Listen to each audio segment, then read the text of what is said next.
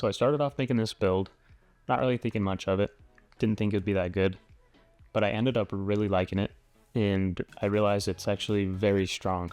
It's not as flashy as some other builds, but it's equipped for higher end content. It's all about survivability. Today we're looking at the combination of Spirit of Seared Arachne and Spirit of Renewal. But first, I want to show you the potential of this build. So I've got two clips to show you. Both of these are in Master Lost Sector, where we are 35 light under, and we're using 10 resilience in both of the clips, as well as 1 void damage resistance mod. In this first clip we have Well of Radiance, which gives 20% damage resistance, and as you can see we get shredded. We die pretty much instantly. And in this one we have the build I'll be showing you today.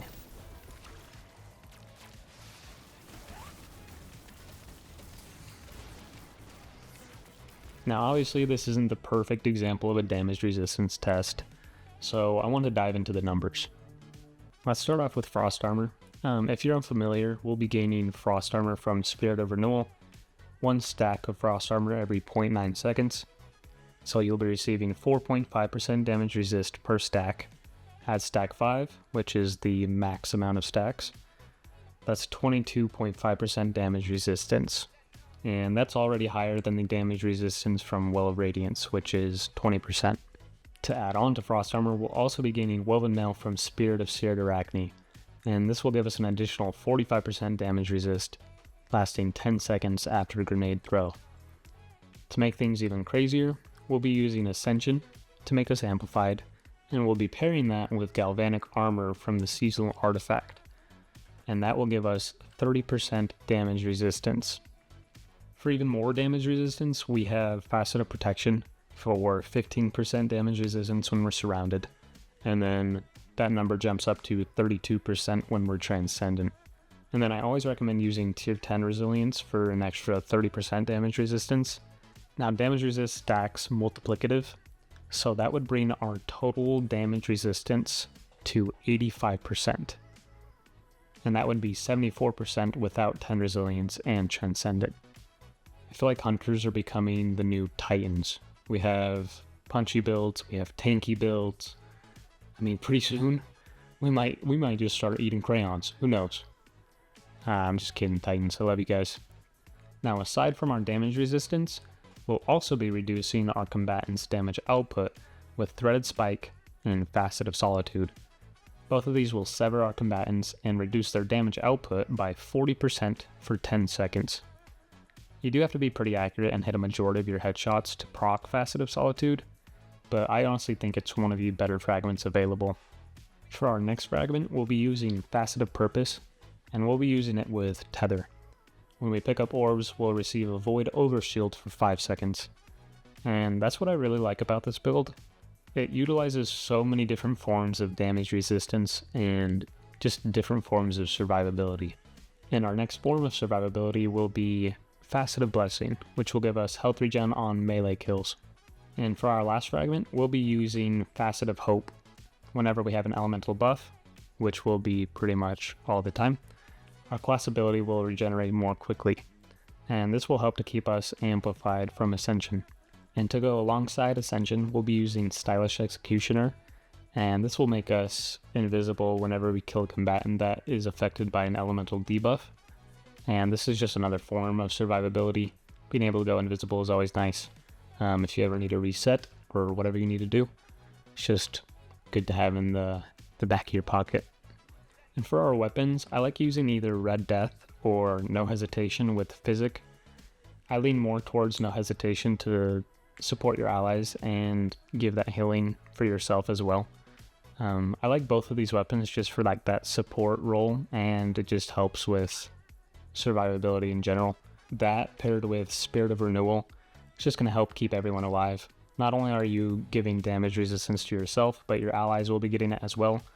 And then you'll also be giving them the healing from either your No Hesitation or your Red Death. So just leaning in more into that support role, it's just going to help a lot for everyone with survivability. So I highly recommend those two weapons. For your special weapon, I recommend something with Demolitionist, just to keep our grenade up more frequently. take advantage of Spirit of Renewal and Spirit of Seared Arachne. I liked using the Call with Demolitionist.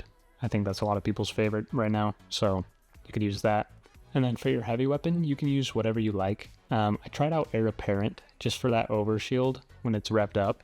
It was kind of funny, like you're kind of unkillable when you're using that thing. But yeah, use whatever heavy weapon that you'd like.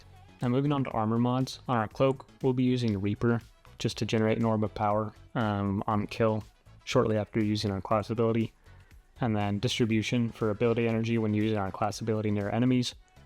And Bomber for grenade energy when using our class ability. The reason we're using Bomber is just to get our grenade up more frequently, since our build kind of revolves around it. We want as many Duskfield grenades that we can get, so we can have more damage resistance. And then on our boots, we're using Absolution for more ability energy on orb pickup, and then Innervation for grenade energy on orb pickup. And then we'll also be doing Better Already for health regen when we pick up an orb. This build has so many different forms of survivability, so when we pick up an orb, we'll be getting a Void Overshield as well as that health regen from Better Already. And then I say this in every video, but for the chest piece, just use whatever damage resistance mods that you'd like. For our gauntlets, we're using 2 grenade kickstarts just to help keep our grenade up more frequently, and then impact induction to give us grenade energy on powered melee hits. And then on our helmet, if you're going to be using this build in higher end content, which I highly recommend, I would use a special ammo finder or a heavy ammo finder, or you can use siphons for your special and primary weapons. For our artifact mods, just make sure you're using Galvanic Armor and Shield Crush. Those are the 2 most important ones. Shield Crush will just help a lot with keeping our abilities up more frequently, and then Galvanic Armor for that 30% damage resist when you have Amplified. Then I always like using Radiant Orbs, and then Threaded Blast. And that pretty much covers everything for the build. For the gameplay loop, I like to start off with Ascension to make us Amplified, and then throw your Duskfield Grenade to get Frost Armor and Woven Mail. At that point, you'll be around 70 to 80% damage resistance, and then you can use your Threaded Spike to reduce your combatant's damage output by 40%, and you should be sitting pretty. This build is great for endgame content, it's great at supporting your team, just great at survival in general. Hope you guys enjoyed the video. If you did, a like and a subscribe would mean a lot, and thank you guys for watching. I will see you in the next one.